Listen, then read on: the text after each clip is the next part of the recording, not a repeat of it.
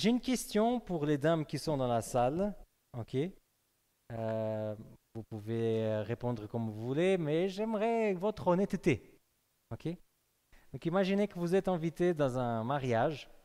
Alors peu importe quel type de mariage, c'est vos enfants, c'est des amis, la famille, mais vous êtes dans ce mariage et c'est un mariage important pour vous. Donc vous choisissez bien la robe que vous allez porter. Elle est belle cette robe et ça vous va nickel. Mais le moment que vous entrez dans l'église, vous regardez une autre dame qui est dans l'église. Et elle a exactement la même robe que vous.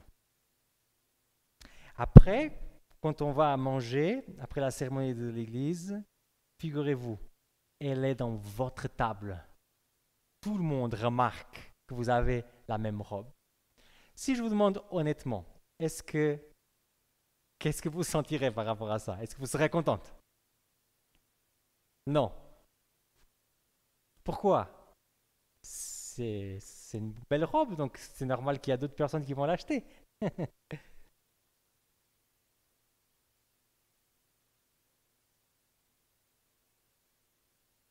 Exactement, il y a une frustration qui se met là. Et les amis, moi je pense que c'est avec cet exemple un peu bête, c'est pas toutes les femmes qui vont se retrouver dedans, ok?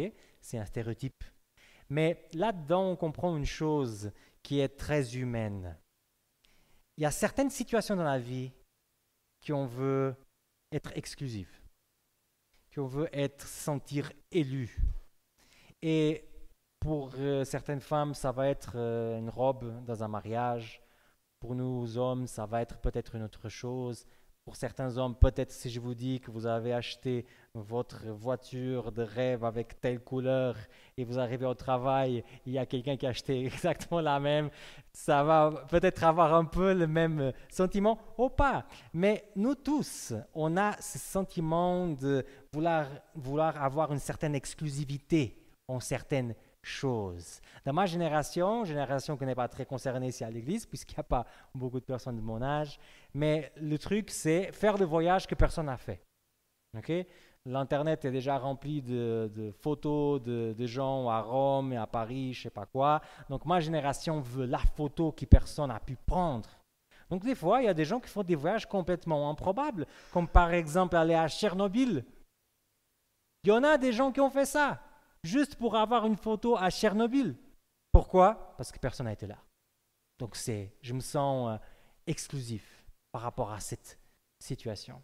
Et c'est triste parce que ce sentiment d'exclusivisme, d'élection, c'est un sentiment qui n'est pas que sur les réseaux sociaux ou sur le mariage avec une robe. Des fois, il est aussi ici, dans nos églises, puisque on a des fois, au niveau spirituellement, se sentir un peu plus exclusif de la part de Dieu, plus élu que les autres, parce qu'on avait quelque chose que les autres n'ont pas. Et c'est triste parce que quand on prend nos Bibles, il y a aussi des personnages qui sont tombés dans ce piège. Les Juifs sont aussi tombés dans ce piège de sentir qu'on est plus que les autres.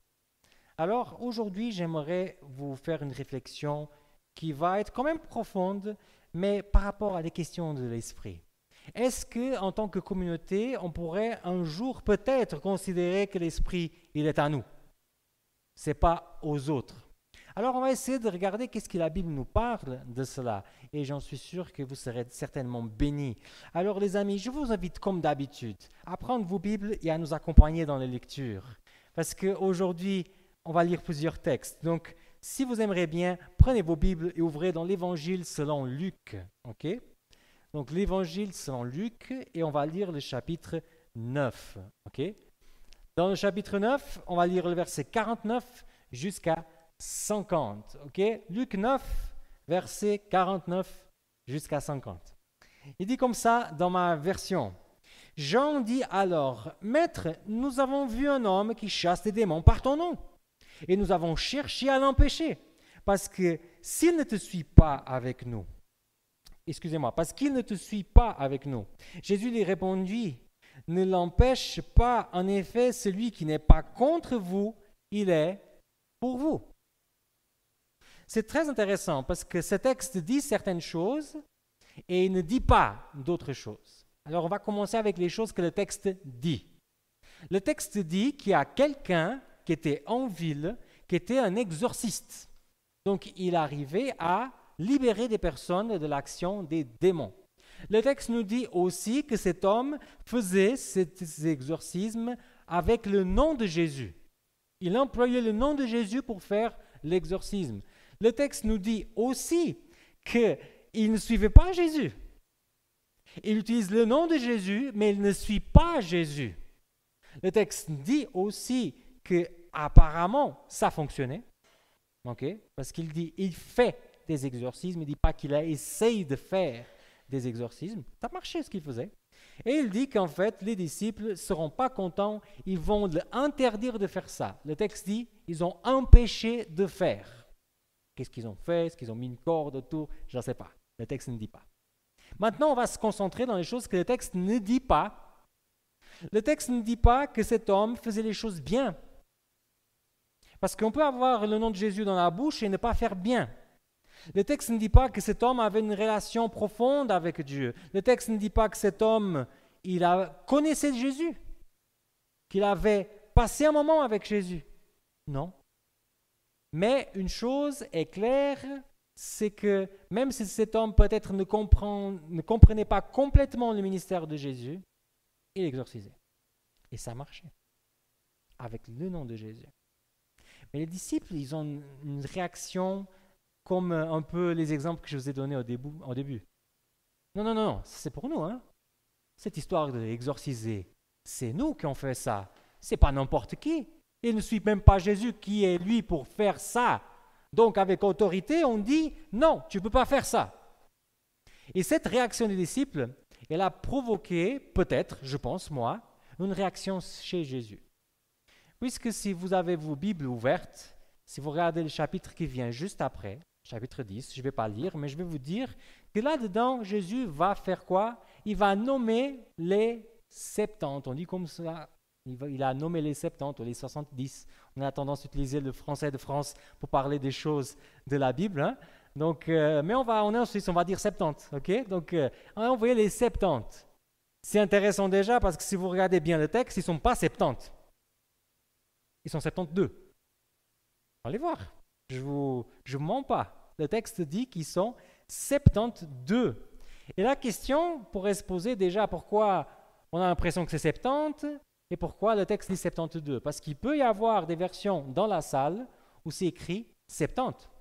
Alors les amis, petite parenthèse pour vous expliquer ça. Il y a différents manuscrits de la Bible, ok? Et certains manuscrits, ils ont des différences. Ce type de différence, pas des différences genre des textes qui disent qu'il faut garder le dimanche. Ça n'existe pas. Les textes qui disent que Jésus n'est pas le Fils de Dieu. Ce type de différence n'existe pas dans les différents textes. Mais des fois, il y a des trucs comme ça. Il y a un manuscrit qui dit 70 et un autre dit 72. Comment est-ce qu'on sait où se trouve la vérité? Une règle d'interprétation. Le texte plus ancien, c'est le texte qui est plus solide. Le texte plus nouveau, c'est le moins solide. Donc, c'est pour ça que l'NBS va traduire 72. Donc, pourquoi Jésus va choisir 72 personnes pour être des ambassadeurs? Alors, il y a une leçon intéressante déjà là, parce que je suis nul en maths, et là, vous allez m'aider. Ok? Jésus, il a trouvé 72 disciples de plus. Vous êtes d'accord avec moi? Ok? Combien de disciples il avait déjà? Il y avait 12. Ok. Donc 12 plus 72, ça fait combien? Ok. Tu ne réponds pas à ma question. Donc 12 plus 72, ça fait combien? Ça fait 84 ou 84, comme on dit au canton de Vaud. Ok. Alors, comment on arrive ça, et Jean-Claude le sait, comment on arrive à 84? 7 fois 12. Donc la plénitude, le numéro 7 fois 12, le numéro du peuple de Dieu, le numéro des tribus. Donc, les disciples et ces 72 personnes étaient choisis par Jésus pour être des ambassadeurs, juste après que Jésus a remarqué que ses disciples pensaient que c'était que pour eux. C'était eux, les disciples de Jésus, et pas d'autres. Alors Jésus va donner une leçon. Non, ce n'est pas que pour vous. Il y a d'autres personnes aussi qui vont le faire. Et ces 72, plus les 12, vont partir, ils vont faire des grandes merveilles. Retenez ça, parce qu'on reviendra à cette question des 72 dans le texte qu'on va étudier aujourd'hui. Alors, je vous invite maintenant à ouvrir dans le texte qui est vraiment le texte qu'on va étudier. Nombre, chapitre 11. On va dans l'Ancien Testament. Et on va découvrir, les amis, qu'en fait, cette histoire qu'on voit dans le Nouveau Testament, c'est juste une répétition de quelque chose qui s'est passé dans l'Ancien. Nombre, chapitre 11, et le verset 24 et 25. Okay? Nombre 11, versets 24 et 25. Dans ma version, le texte biblique dit comme ça. Moïse sortit dire au peuple les paroles du Seigneur. Il rassembla 70 des anciens du peuple et les plaça debout autour de la tente. Le Seigneur descendit dans la nuée et lui parla.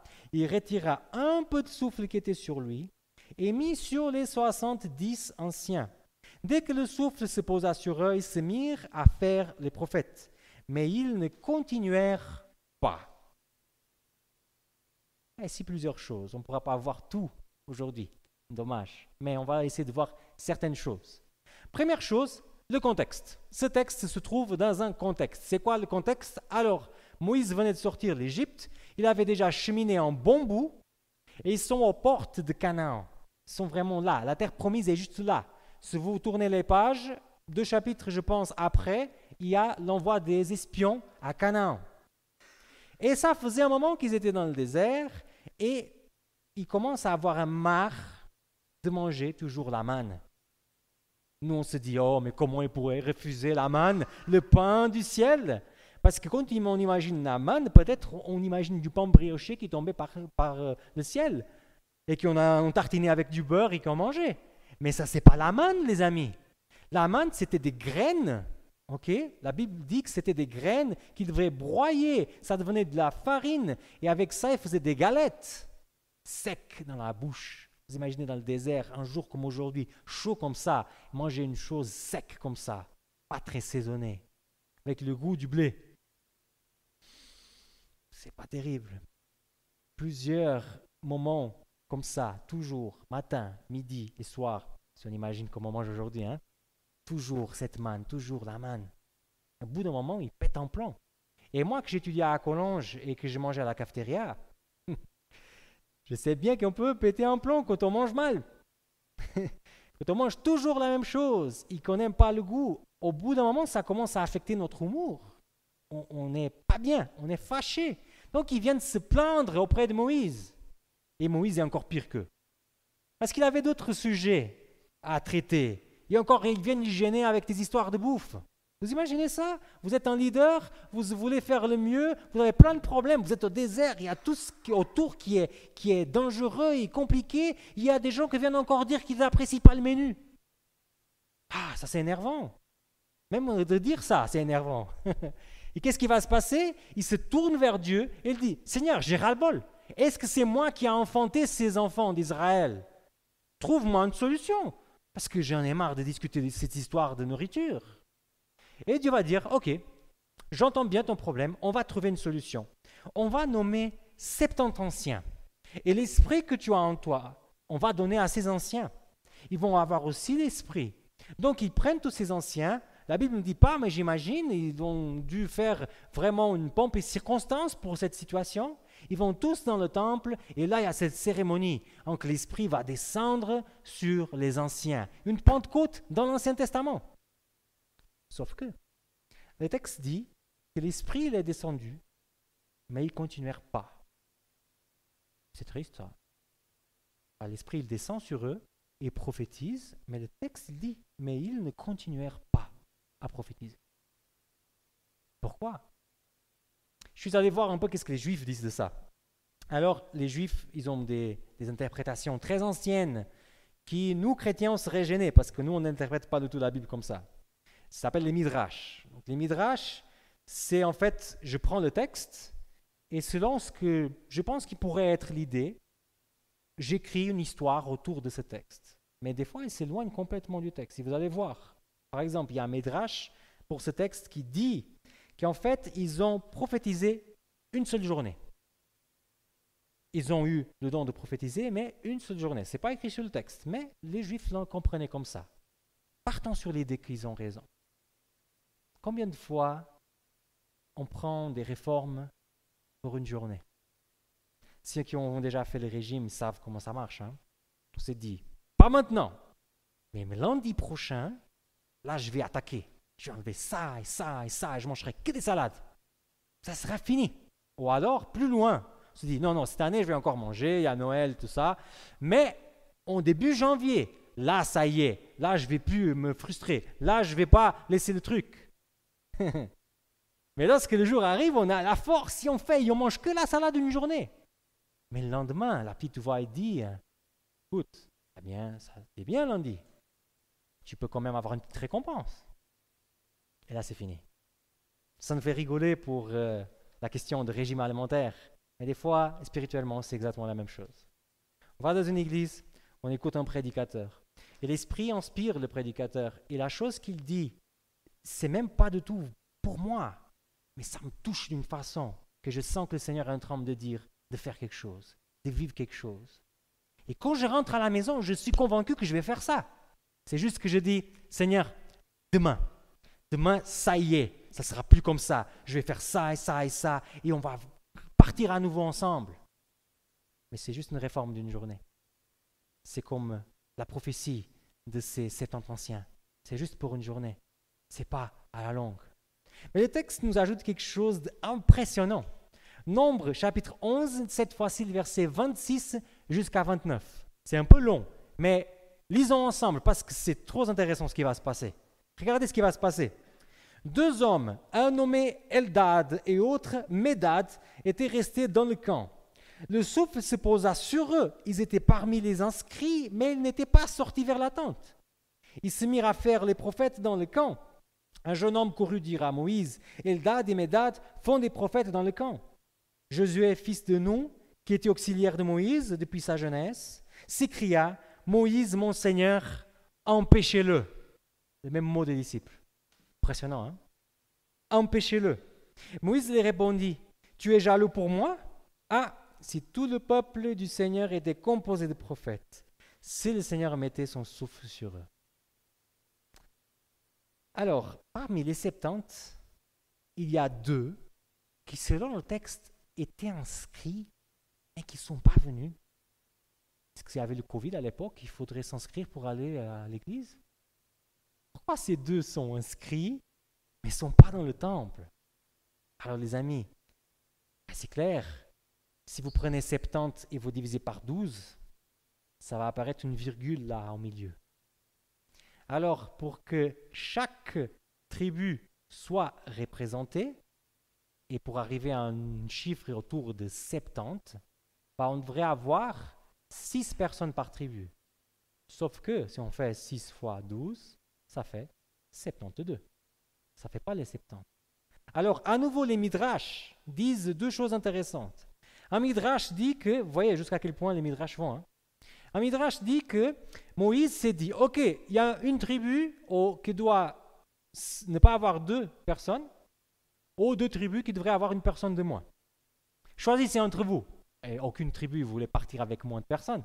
Donc, qu'est-ce que Moïse, selon le Midrash, va faire? Il prend un papier, 70 papiers, et il écrit 72 papiers, il écrit 70 fois ancien et 2 blancs. Et il distribue les papiers.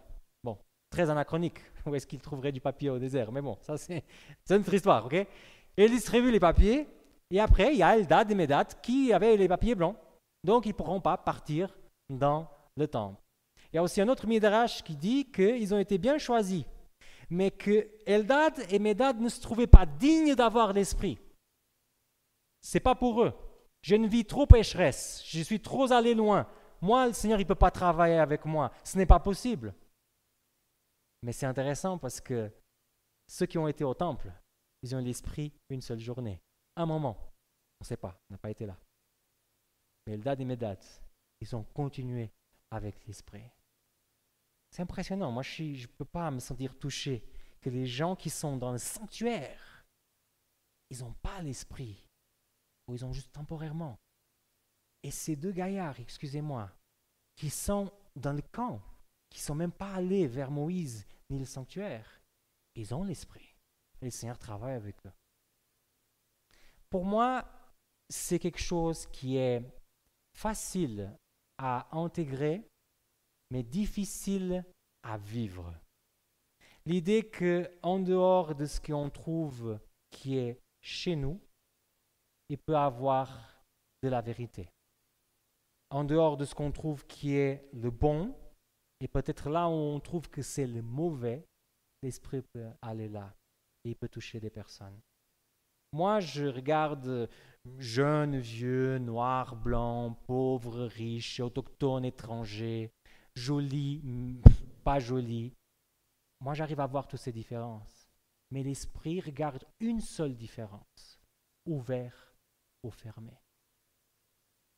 Et ne soyons pas étonnés que l'Esprit peut faire des choses à l'extérieur de l'Église adventiste. Et surtout, quand il le fait, ne jouons pas le rôle des disciples ni de Josué. Dire empêchez-le. Vous savez comment on fait ça?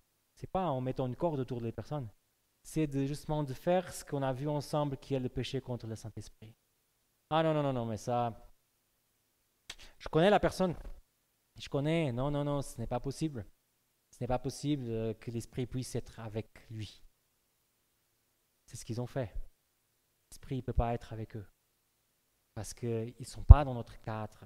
Et notre cadre, il peut être vaste. Ça peut être notre église. Je pense qu'en Suisse, on n'a pas tellement pas ces soucis. On est plutôt d'accord dans l'idée que l'Esprit travaille en dehors de l'Église adventiste.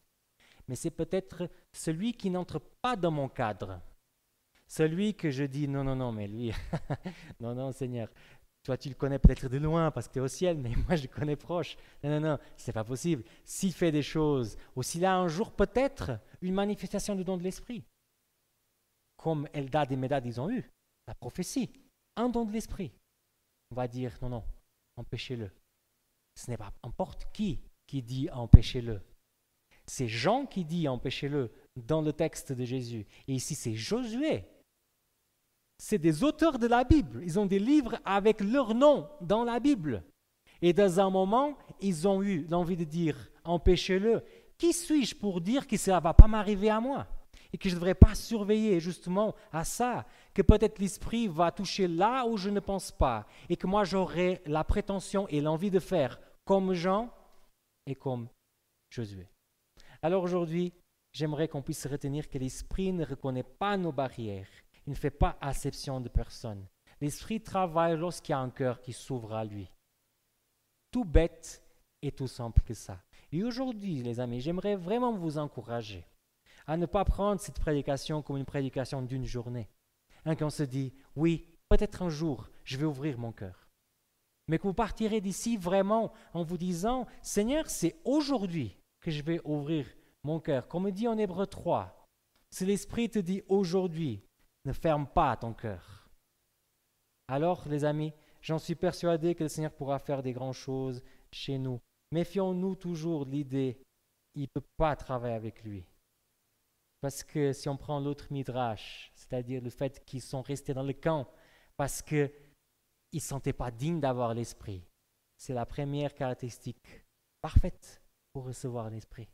Sentir qu'on ne peut pas, sentir qu'on n'est pas digne, sentir qu'on ne peut rien faire. Là, le Seigneur va s'approcher, il va tout faire avec nous. C'est la prière que j'ai pour moi, bien sûr, les amis, mais pour chacun de vous. Amen.